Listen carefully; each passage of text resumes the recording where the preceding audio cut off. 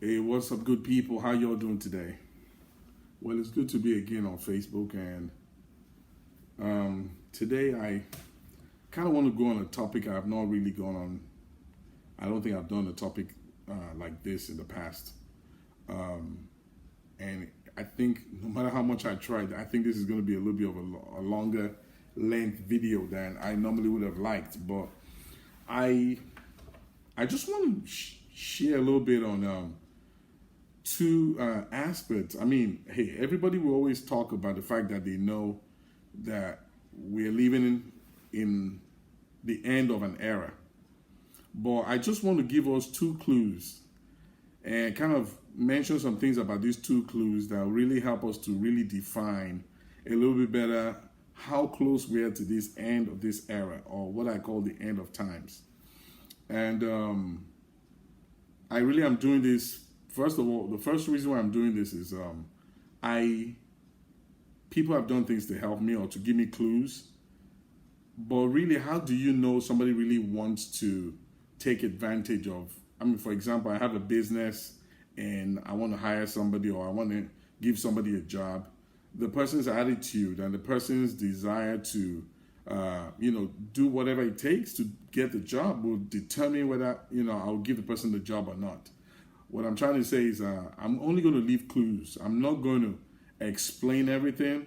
Why? Because if you really want to know, then you will do the research yourself. You will do whatever it takes to find things out, and to now, through what you find out, you will now be able to act on. Okay, so to cut to the chase, the two concepts I want to, or the two aspects I want to talk about. First one has to do with before the end comes. Now I'm going to be, I believe in the Bible, okay? So I'm going to use things about the Bible to explain what I'm saying. But it's interesting that a lot of things going on in the natural, in the world right now is really, just proving what the Bible says. The first thing I wanted to talk about is there's this place, I'm going to be reading the Bible, okay? And I'm going to make it simple. I'm going to go with a very easy translation to understand, just to be able to explain the things I'm going to be talking about. And the first thing or the first aspect of this little talk or discussion is Jesus said something about that when we're getting really close to the end, it will be like the days of Noah.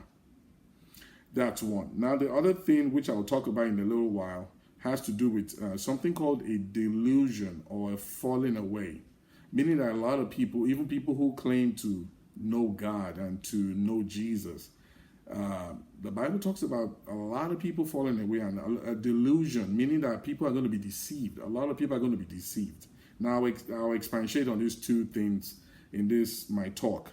I want to read somewhere, first of all, to start off my discussion. Matthew chapter 24 is where I just kind of want to look at very quickly. And this is really where Jesus was talking about the end. So I'm going to read from verse, let's see here. Let me read from verse 37. And he was just talking about the end. And in verse 37, it says here, when the Son of Man returns, it will be like it was in Noah's days. In those days, before the flood, the people were enjoying banquets and parties and weddings right up to the time Noah entered his boat. People didn't realize that what was going to happen until the flood came and swept them all away. This is the way it will be when the Son of Man comes. So that's the first clue he gives us, that his coming back is going to be like how it was in the days of Noah. People were getting married, people were just living their lives. But there's so much more to it than that. And let's kind of go to this place in Genesis that he says a few things here. This is where I'm going to start dropping clues. I am not going to explain everything, because even Jesus said it, that if you want to know the truth, you have to open up your ears, you have to research, even if I told you everything, at the end of the day, you could just bluff it off and just say whatever. But when you do your research, then I think that will help you to really get a grasp of what is being talked about. So Genesis 6 here, I'm going to read in verse 1. It says, then the people began to multiply on the earth, and the daughters were born to them. The sons of God saw the beautiful women and took any they wanted as their wives. Now the first clue I'm going to drop, who were these sons of God? I'm not going to tell you what they are. I'm just going to give you clues. So a group of people called the sons of God, it says they took the daughters of the beautiful women and took any they wanted as their wives. Then the Lord said, talking about God, my spirit will not put up with humans for such a long time, for they are only mortal flesh. In the future, their normal lifespan will be no more than 120 years. So we know why life was cut short, because people lived up to almost 1,000 years before. Now, going on in verse 4, it says, in those days and for some time after, giant Nephilites lived on the earth. Another clue I'm going to drop you. Who were these giants, Nephilites or Nephilim? Who were they? Okay. He said they lived on earth, for whenever the sons of God had intercourse with women, they gave birth to the children who became the heroes and famous warriors of ancient times. If you know anything about Greek mythology and a lot of things that have happened, there were so many of these people that were said to be great, people who are great people of war, Hercules, and so many other names in Greek mythology that, they talked about great people. But who were these people? He says they were Nephilites, giants that were born from this intercourse with women and these sons of God. I have this up here, Superman. And to bust a lot of people's bubble, so much about heroes. And I love the hero thing. All the Superman, Captain America, all that. But the key thing they all share is powers. They have some kind of powers, right? Well, there's more I'm going to say about that as I go. That's why I have this right behind me here. The Man of Steel. The Kryptonian. But let me drop some more clues. Dimensions. Portals. Merging of dimensions. These are all things that I know they don't make any sense right now, and I'm just going to drop clues here and there, but it's really going to be almost the end of the earth or the end of the world. It's really going to be, it's going to blow people's mind, because it's just going to be like a movie. It's like, what?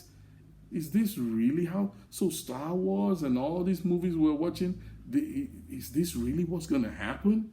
It's crazy. The more you learn, the more you research and find things out, you'll be like, wow. Aliens, Men in Black, Star Wars, all those popular movies we love. Just clues. I'm not going to say more than that. So here we see these people called the sons of God, and we see these men of renown who were giants. Where did they come from? Who were they? I'm not going to say too much about that. Now I want to read something else here to you. In Jude, there's a book here in the Bible called Jude, and I'm going to read that real quick. I'm going to read a few verses there, just dropping another set of clues. Jude, and I'm going to read in Jude, I'm going to read in verse 6.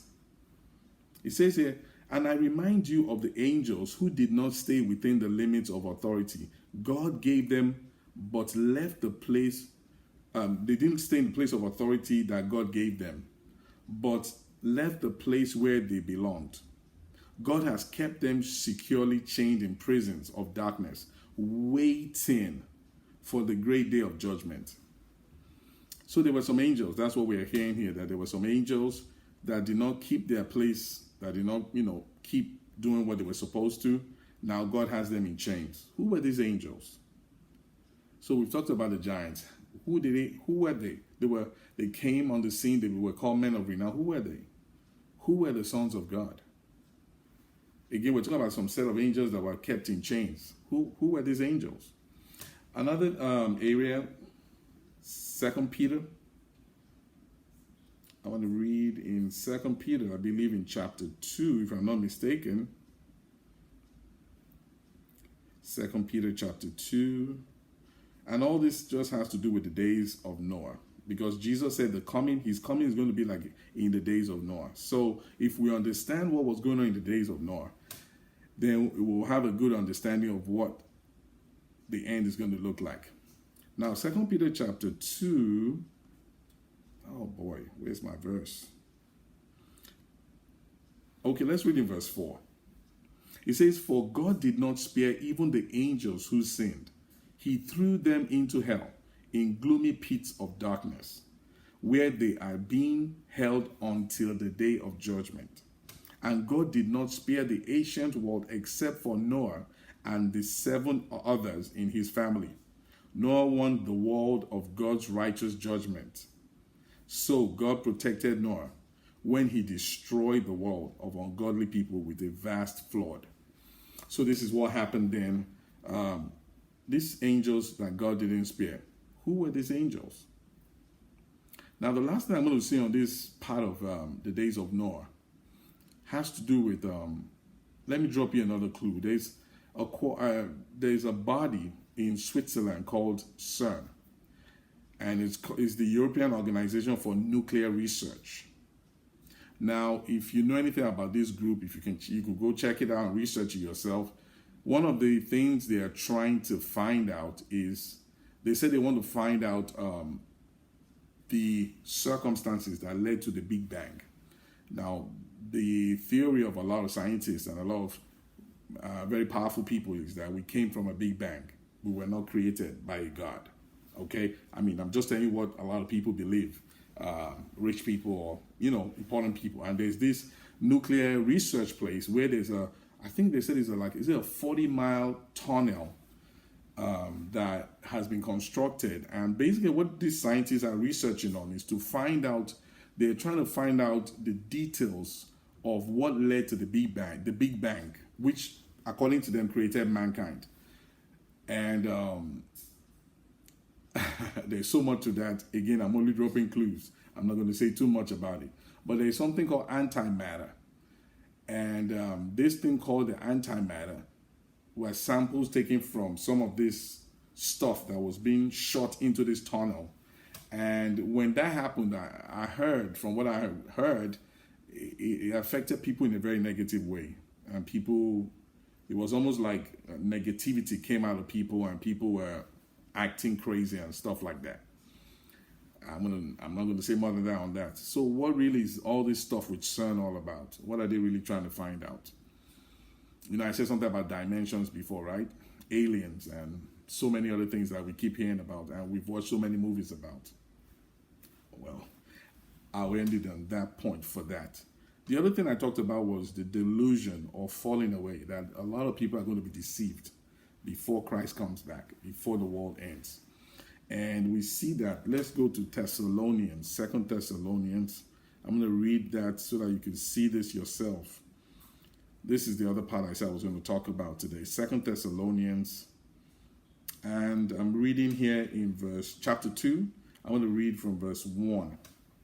So it says, "Now, dear brothers and sisters, let us clarify some things about the coming of our Lord Jesus Christ and how we will be gathered to meet him. Don't be so easily shaken or alarmed by those who say that the day of the Lord has already begun. Don't believe them, even if they claim to have had a spiritual vision, a revelation, or a letter supposedly from us.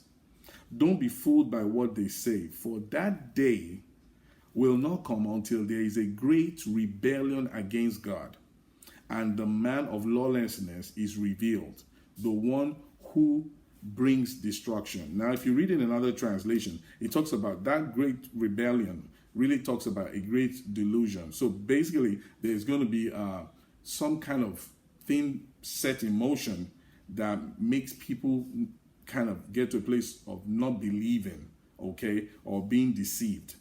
And it says, and the man of lawlessness is revealed, the one who brings destruction. So there's going to be a revealing of a personality, a man.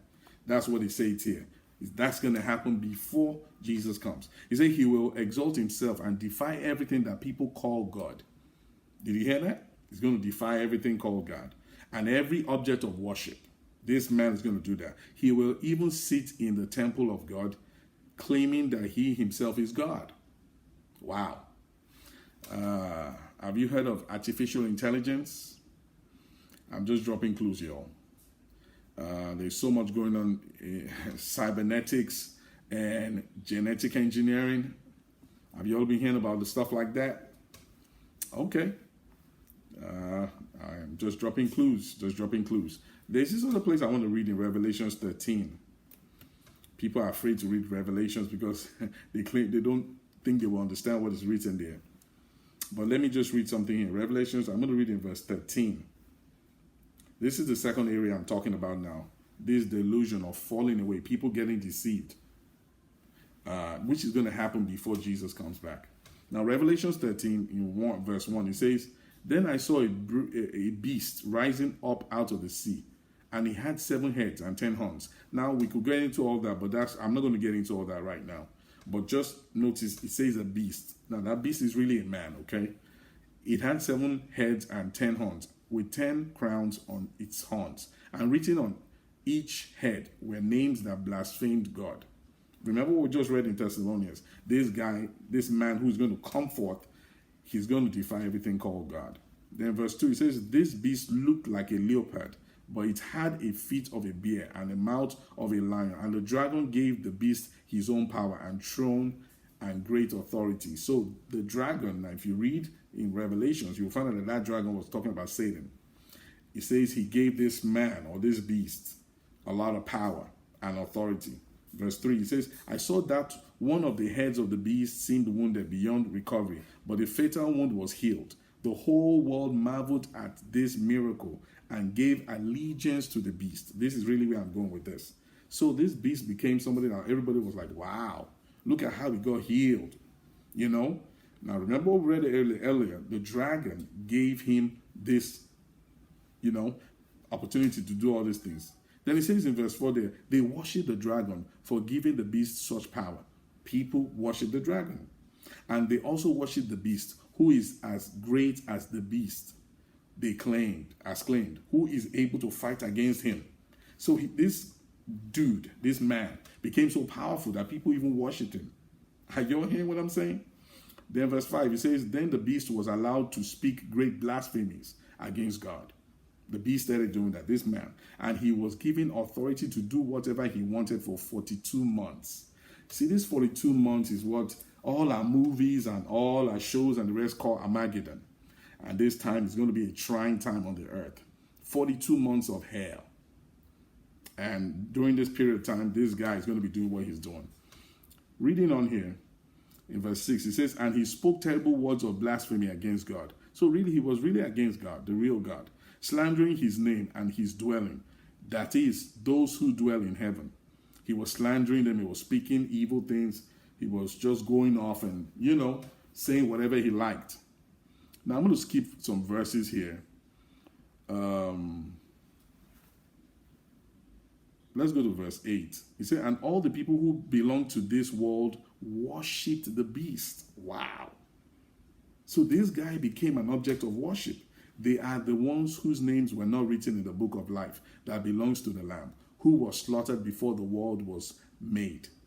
Anyone with ears to hear should listen and understand. Now, that's really what I'm trying to say today. I just want people to know that there's some stuff going down soon in this earth. Now, verse 10, it says, "Anyone who is destined for prison will be taken." Let's skip that. Go to 11, verse 11. "Then I saw another beast come up out of the earth." Again, remember the beast is a man. "He had 2 horns like those of a lamb, but he spoke with the voice of a dragon." This new beast. Verse 12, he said, "He exercised all the authority of the first beast, and he required all the earth and its people to worship the first beast, whose fatal wound had been healed." You hear me? So this second man will make people worship the first man who was, wounded and now got healed, and who had all these powers given to him by the dragon.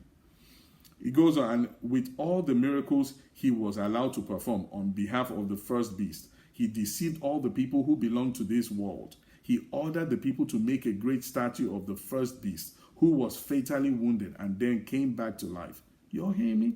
This beast made people worship the other beast, and they made a statue of the first beast and forced people to worship that statue. He was then permitted to give life to this statue so that it could speak.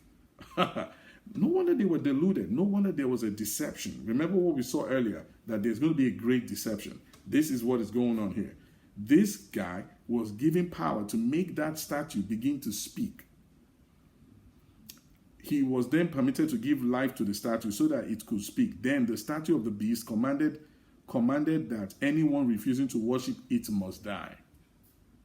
You see that?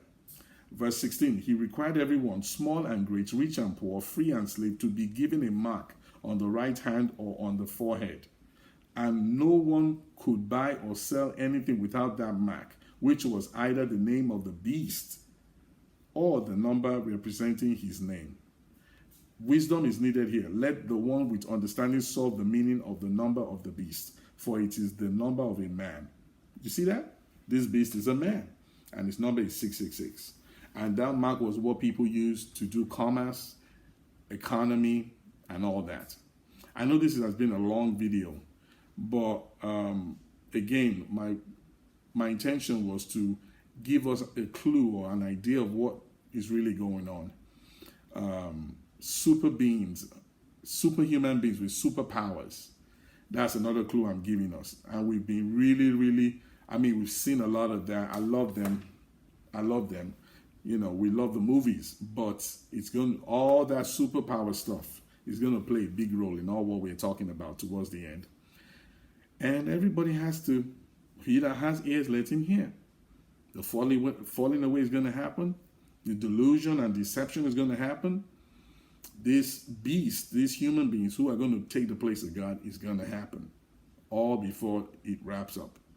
And all I'm just trying to achieve through this video today is to inform people and let you know that we're about to get into interesting times. And the best you can do is to position yourself to have the truth. And if you really want to know the truth, you will find it out. I really believe that. I really do. I'm going to stop there today. It's been a long video, but share this video, please, and let others kind of have a clue of what we're talking about. It's your boy. Yo, peace.